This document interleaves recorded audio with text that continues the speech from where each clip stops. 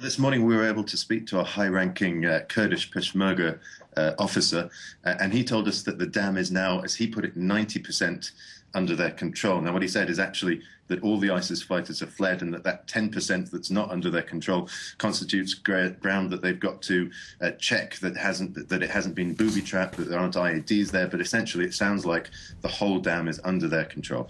So that's a strategically important victory.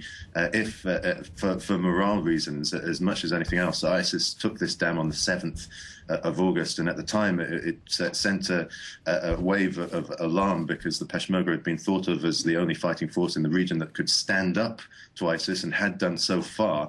But around the 7th of August, they had an offensive into Kurdish areas where they took quite a lot of territory, including this ground. So this will restore some confidence in those Peshmerga forces, and it also brings them closer now to Mosul. They're only about 30 kilometers. The dam itself is 30 kilometers away from the fringes of that city. And of course, they were also assisted by US airstrikes, and President Obama yesterday defended those.